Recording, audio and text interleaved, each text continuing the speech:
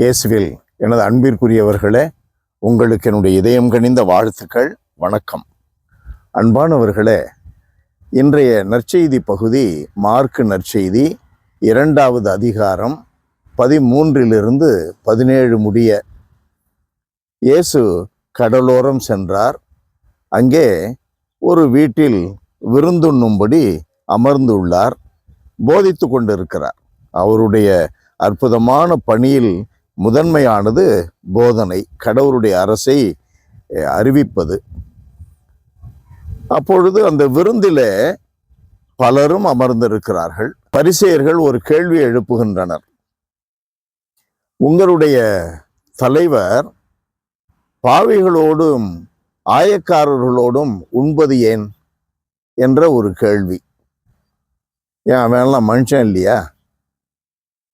பாருங்க, நம்ம மனிதர்கள் மத்தியில சமுதாயத்துல எவ்வளவு நம்ம வித்தியாசம் காட்டுறோம். நம்ம அவனை பரிசேயர்களை குற்றப்படுத்திக்கிட்டு இருக்கிறோம். ஆனா இன்றைக்கும் கூட மனிதர்கள் மத்தியில் நாம் அவர்கள் இவர்கள் என்று வேறுபாடு காட்டுகிறோம். மனிதர்கள் தான்.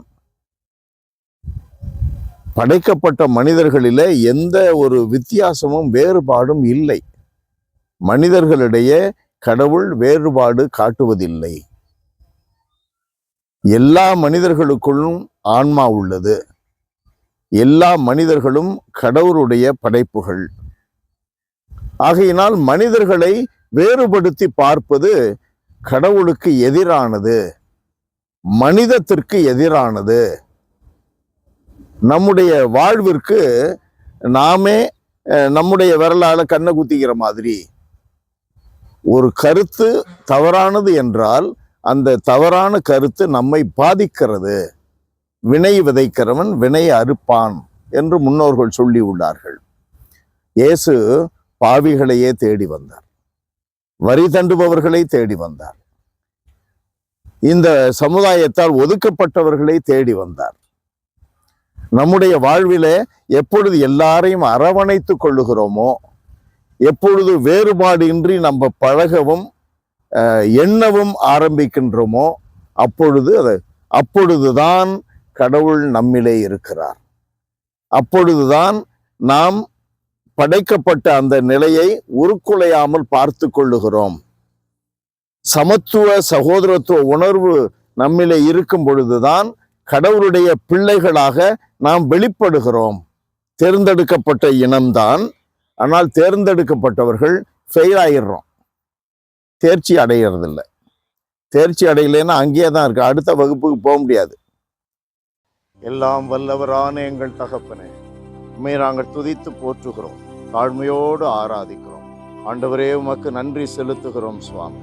பேரிரக்கத்தின் ஊற்றான எங்கள் கடவுளே, இந்த அதிகாலை வேளையிலே உம்மை துதித்து போற்றுகிறோம், வாழ்த்தி வணங்குகிறோம். ஆண்டவரே, இந்த அதிகாலை தோறும் உம்முடைய இரக்கம் புதிதாக கிடைக்கும் என்று மறைநூலில் நாங்கள் வாசிக்கிறதை போல, ஆண்டவரே, எங்களுடைய அனுதின வாழ்க்கைக்கு தேவையான உம்முடைய இரக்கமும் அருளும் அன்பும் வல்லமையும் ஆசீரும் கிடைக்கட்டும். ஆண்டவரே, உம்முடைய பரிசுத்த திருமுகத்தை எங்கள் பக்கமாய் திருப்புவீராக. இதனால் உம்முடைய திருமுகத்திலிருந்து எங்களுக்கு ஒளி கிடைக்கட்டும். ஆண்டவரே, உம்முடைய திருமுகத்திலிருந்து எங்களுக்கு ஆசீர் கிடைக்கட்டும்.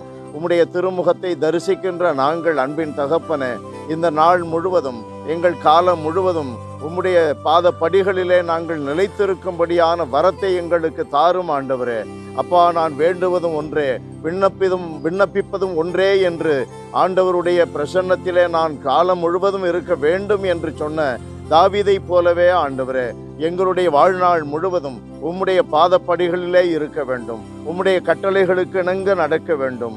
உம்முடைய இதயம் மகிழும்படி நடக்க வேண்டும். இதனால எங்களுடைய அனுதின வாழ்க்கையில், வார்த்தையிலும் செயலிலும் நாங்கள் வெளிவேடமின்றி நேர்மையாக வாழ வேண்டும். அன்பு கடவுளே, அப்பா, எங்களுடைய வாழ்க்கையில வெளி வேடத்தினால் பரிசேயர்களுக்கு கிடைத்த சாபக்கேடுகளுக்கு நாங்கள் ஆண்டவரே ஆளாகாதபடி எங்களுடைய வாழ்விலே நேர்மையாக, யதார்த்தமாக, எளிமையாக, பிள்ளைகளுக்குரிய பாசத்தோடும் மிகுந்த நம்பிக்கையோடும் உம்மை அனுதினமும் நாடி வருகின்ற பாக்கியத்தை எங்களுக்கு தந்தரணும். தகப்பனே, நீர் உம்முடைய உள்ளங்கையிலே எங்களை பொறித்து வைத்திருக்கிறீரே. உம்முடைய பரிசுத்தமான அன்பிலே எங்களுக்கு நீர் பொறித்து வைத்திருக்கிறீரே. உம்முடைய அன்பை போலவே, தாயின் அன்பை விட மேலான அன்பினால் எங்களை நேசிக்கின்ற கடவுளே, உம்முடைய அன்பை நாங்கள் அனுபவித்து நாங்கள் மற்றவர்களுக்கும் ஆண்டவரே அன்பு காட்டி, இரக்கம் காட்டி, பரிவு செய்து ஆண்டவரே மற்றவர்களில் உம்முடைய தரிசனத்தை நாங்கள் காணும் அளவிற்கு, உம்முடைய பிரசன்னத்தை நாங்கள் பார்க்கும் அளவிற்கு எங்களுடைய சமுதாயத்தை நாங்கள் மேம்படுத்த எங்களுக்கு அருள் தருவீராக. இறங்கும் ஆண்டவரே, இன்றைக்கு இந்த ஜபத்திலே கலந்து கொள்ளுகின்ற ஒவ்வொரு குடும்பத்திற்குள்ளும் உம்முடைய வல்லமை இறங்கட்டும். உம்முடைய வாழ்வு தருகின்ற வழி நடத்துகின்ற ஆவியானவர் இறங்கட்டும் ஆண்டவரே. உம்முடைய பரிசுத்த வல்லமை இறங்குகின்ற வானம் திறப்பின் வாசல் அவர்களுக்கு திறந்து இருக்கட்டும் ஆண்டவரே. அப்பா, உம்முடைய பரிசுத்த வல்லமை இந்த குடும்பங்களுக்குள்ளே, இதில் சந்திக்கின்ற, இதில் ஈடுபடுகின்ற ஒவ்வொரு நபருக்குள்ளும் இறங்குவதனால ஆண்டவரே அவர்களுடைய இதயத்திலும் அவர்கள் வாடுகின்ற இல்லத்திலும் ஆண்டவரே அமைதி உண்டாகட்டும். உம்முடைய பரிசுத்த வல்லமை அவர்களை வழிநடத்தட்டும்.